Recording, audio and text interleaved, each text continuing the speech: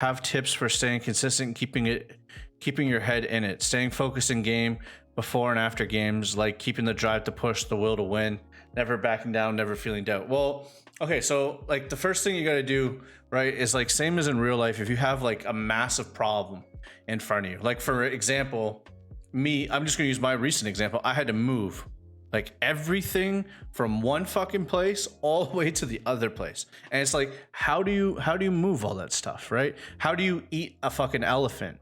You know, one bite at a time. That's how you do it. You got to break it down into steps, right? So what I tell my players and what I tell most players, you know, is when you're playing, you want to be looking at the next round. Like the only thing that matters is the next round, right? And you can even break that down too. You can break it down into, I want to have a good prep phase, which is like drone placement, stuff like that, info gathering, you know, making sure we got everyone on the same page, and then we're going to have a good action phase. You know, you can just, the smaller the steps you make it, the easier it'll be.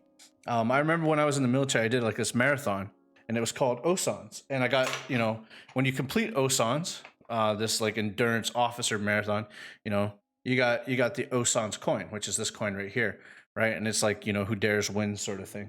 But basically, there's like there's one point in this thing, this like it's like a marathon that's also an obstacle course, but you're carrying like an 80-pound rucksack.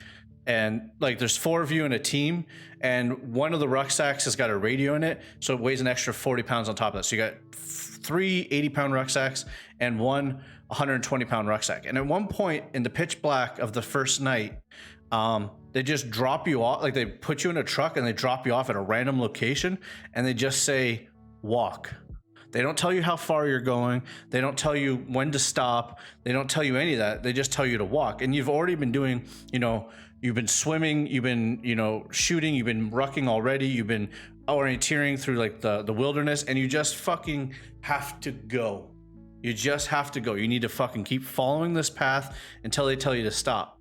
And, you know, every 4 kilometers or so, we're like, which I think in American miles there, it's like 2.5 miles. I guess like 2.5, every 2.5 miles, something like that. We're swapping off the rucks so that, you know, a new person has to carry the 120-pound ruck. And like the whole place you're going is up and down, up and down, up and down, up and down. Like it doesn't stop. It's peaks and valleys the whole way. Every like, I don't know what you guys break down your miles into, but like, I don't know. It's like every 200 meters. I don't know. Let's find out 200 meters to miles a block or a mile. That's so how it goes. Yeah, so every 1.2 miles, you know, you're going up and then you go down and then you go up, and that went on for 16 kilometers. This one, right? So this would have been that many. That many kilometers, so not 10 miles. It went on for 10 miles, right? And like I said, this is like a fifth of the entire endurance exercise, but you have no idea when you're going to stop, all right? And you're dog tired, like you haven't slept like 24 hours. You've been like working your ass off that whole time. It is a hard competition to get through. And all I was telling myself as I was going up and down these hills, you know, we're talking about staying motivated, staying consistent, all that stuff. All I was telling myself, I was turning off my brain and all like the anxieties and thoughts that are going on. And it's like you disassociate, like you pull yourself out of your body a little bit. And all I was saying to myself, left foot, right foot, left foot, right foot. And for 10 miles, that's all I said was left foot, right foot, left foot, right foot, up the hills, down the hills, up the hills, down the hills, swapping into the heavier ruck, left foot, right foot. It didn't change. It didn't matter what it was. So my advice to you, the takeaway from that, the so what, is if you're in these situations that you find immensely difficult or you find yourself getting fatigued, look for the next simplest task that you can complete, whether that's your left foot or your right foot, or if that's, you know, getting your drone into the right location, or if that's, you know, making sure you get to the wall without getting spawn peaked, or, you know, you make sure that, you know, you're getting, you know, sight drones figured out. Break it down and stay focused on that task, and go, and like you can break down those tasks into simpler tasks, you know. And as long as you're able to maintain your situational awareness of what's going on, that's one of the ways that I stayed focused, or I keep my head in the game. Other things too, right? Accepting failure. You know, you're going to fail. You're not always going to succeed. when you're in a game, right? Like sometimes they're just better than you. Sometimes there's RNG involved. Sometimes you get unlucky wall bangs. Sometimes you get Z-ping. Like there's just a whole bunch of things that are outside of your control, and it's just like, hey man, that's life. That's it is what it is. You know, once you accept that, right? You're able to, you know, move on from it, right? Because whatever happened in the past, you know, there's no money in the world that's going to change what happened in the past. You just need to look at what's going on forward in front of you, right? It's actually kind of funny. I got this later. I think I've talked about this later before, right? So like ever since I've lived by this motto that's on this later, which I'll get into in a sec, my whole life. But ever since I got sober, it's become even more important to me, which is, you know, God grant me the serenity to accept the things I cannot change, the courage to change the things I can, and the wisdom to know the difference. And if you can follow those things, right, like accept, like there's some things you cannot fix. You can't fix broken people all the time. You can't fix people that don't want to be fixed. You can't fix RNG. Like there's just some things that are outside of your control. And as soon as you accept that, you're able to move on and go forward, right? So, and then there's other things too, right? Like, you know, being in game and playing in game, it doesn't start, you know, at you know, the first round. It, like, how you perform in a game is determined by things like, what are you eating before you play the game? You know, are you eating, you know, a good food or smart foods, right? Like fish and rice and broccoli. Did you get a good night's sleep the night before? Did you stay up playing ranked until 6 o'clock in the morning? You know, are you on a good circadian rhythm? You know, did you de-stress all the things that were going on in your life? You know, like if your girlfriend's yelling at you, did you find a way to get that stress out of your body? Like, did you go for a walk? Did you do some heavy breathing? Did you do maybe some meditating? Did you, you know, go draw or whatever you need to do to de-stress? Like there's like going into a game with the right attitude and the right mindset is just as important as, you know, maintaining that mindset going into the game. So like I have and Quartz can kind of back me up on this one because he's seen me do it before. But before we get into a game, I always give the guys like a task, which is, you know, make sure you guys aren't eating heavy carbs. You're not eating greasy food. You know, you're not putting pizza or Big Macs into your body, you know. And I'm not exactly you know, the model of health. You know, I'm a pretty hefty guy myself, but I don't have to perform at the level that they have to perform, right? And it's kind of hypocritical of me, and I acknowledge that, but at the end of the day, it's their careers, right? So if they want to, you know, do well in the stat sheets, you need to give yourself the best opportunity to be able to think critically, to react. You know, having good reaction time is based on like your emotions, your diet, and your sleep cycle, basically almost exclusively. So if you want to have a faster reaction, you know, make sure those things are in check, and you'll find that kind of success. And go for it. I was gonna say, funny enough with that, in the last month where I've been seeing the greatest improvement is when I've switched all that shit. It's like one of my big issues is reaction time. My reaction time fucking sucks naturally.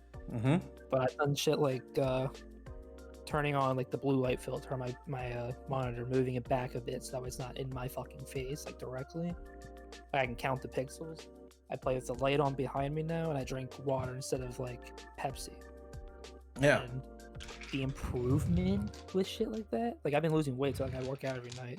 Mm-hmm. And it's just like, so I don't think people understand that. Like unless you do it, like you take the risk and do it. So I'll just go through this, right? Because there's one thing in there that I feel like I didn't talk about enough, which is like the de-stressing element. And what you're saying right there is part of that, you know, stress element. So like your body, right? Like the thing that people don't understand is anxieties and stress are physical. They're not just a mental mindset. You're not just in your head, you know, like if you go through something that is stressful or that is a stressor, so like, I don't know, debt or a divorce or, you know, a breakup with your friend, those are stressors. Like the event is called a stressor, and stress is the result of a stressor. That stress goes into your body. It goes into your cells. You know, you need to get it out of your cells. What it's telling your body is that your body doesn't feel safe, you know? And in order to get your body to feel safe, you need to teach your body language habits to make it feel safe again. You know, it's like picture, you know, your caveman ancestors, you know, getting chased by like an elephant, you know, and they make it into a hut and they get hugged by the person that's in the hut, you know, like your whole body, they were running away from the element, which is physical, you know, they get into a place of like social acceptance and they get hugged and the door is closed, like they feel safe again. And their body's able to like, whew, okay, I'm out of that situation. Same thing happens with regular stress, you know?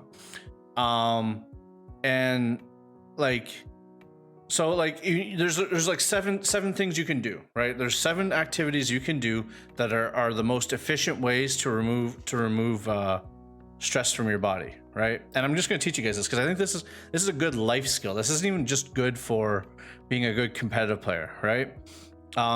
Before we get into that, just one thing though, it's like stress is a cycle. You need to get through the cycle of stress, right? Like, and how do you know when you're through the cycle? You'll physically feel better, right? Like that's why like crying is like a really good way to de-stress because like it lets it all out, right? There's good and bad crying, but basically, you know, if a stressor is creating stress and that stress gets in your body, you need to go through the process of the stress to get it out of your body, right? Your body needs that need to release that stress, right? Okay, so I'm just gonna go in my notes here because I actually took notes on this in a course I took once. Okay, so random chords from like 9 months ago or some shit. Yeah, but it was like when I learned this, right? I stopped being as depressed because what you guys don't realize is like stress is like debt.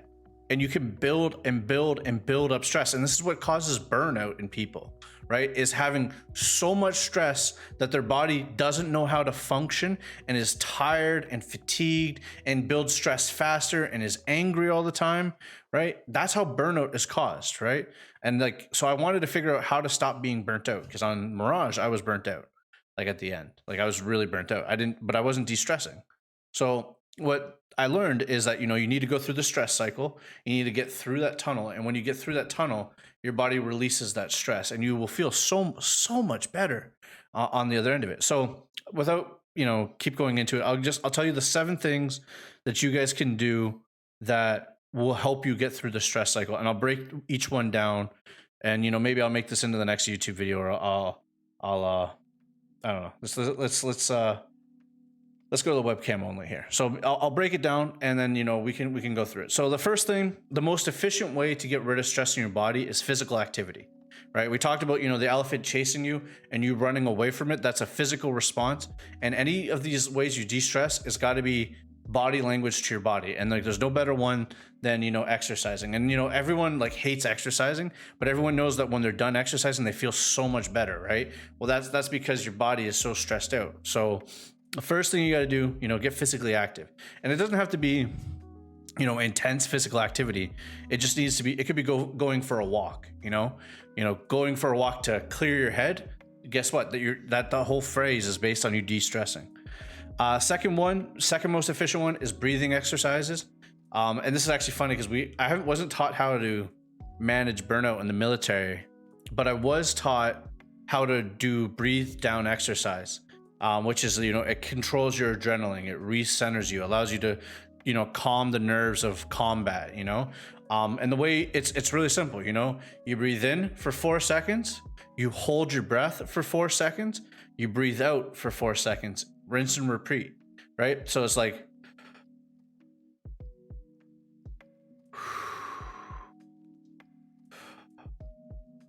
and then what that does is it lowers your heart rate, it lowers like a lot of things, and it allows you to de-stress. Well, like that's like meditation, right? Like meditation's a lot of breathing exercises. So by breathing down, you're regulating your nervous system, right? And you're calming your adrenaline, which is going to help you, you know, stuff's unclear. I stopped breathing, unlucky, right? But it'll bring you down, right? So it'll help you out. Second one is positive social interaction.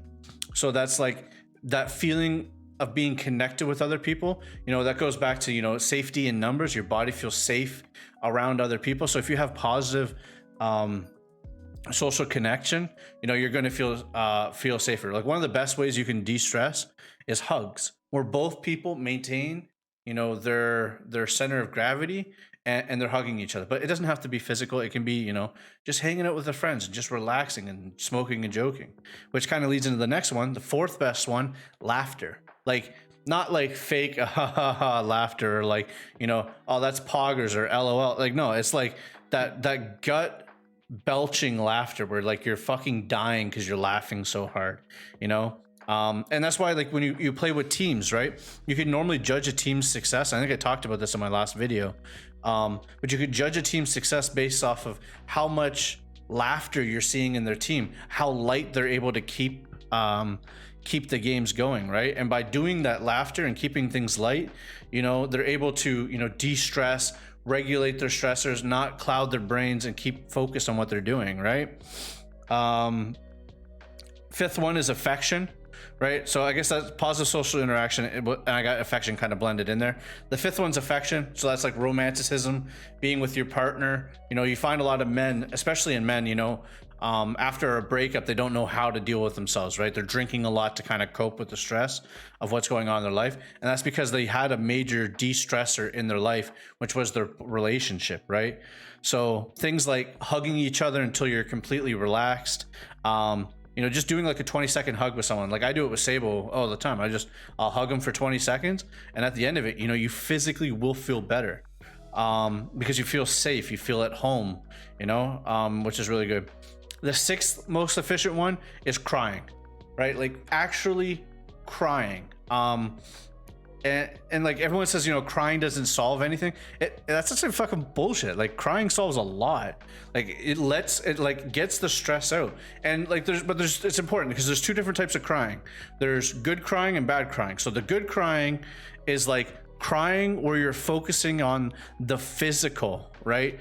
And remember we talked about the body language, is where it kind of ties in. You're tying into the physical aspects of crying. Like you're paying attention to the snot coming out of your nose, the tears rolling down your face, the warmth of your face, right? And when you focus in on those like physical attributes, you will cry your way through the stress cycle, and you'll get all the way through it. And then by the end of it, you'll feel really good.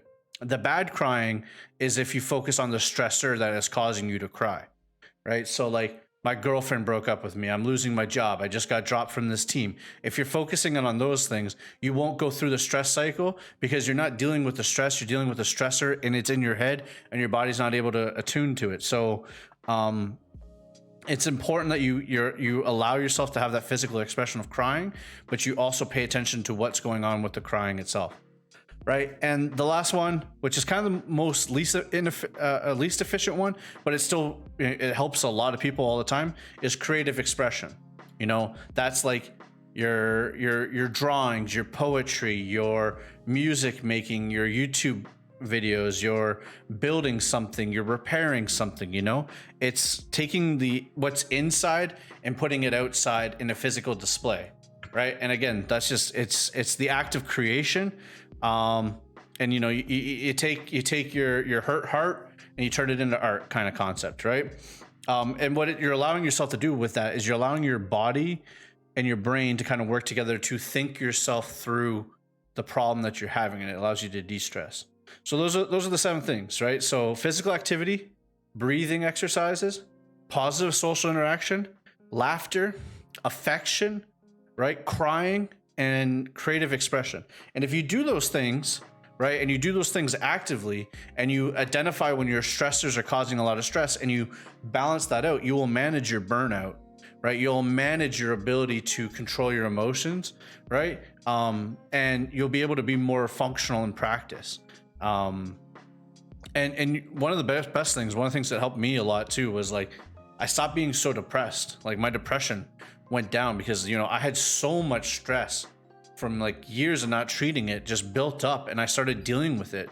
I started doing things like letting myself cry, making sure that I'm laughing, making sure I have social interaction, going for walks, getting my dog and giving him a hug. Like I started doing all these things, and now I still get stressed. I still have stressors, but I feel like I'm way more able to grasp and cope what I'm dealing with, And why? Because I'm completing the stress cycle. I'm going through the tunnel of stress and I'm coming out on the other side.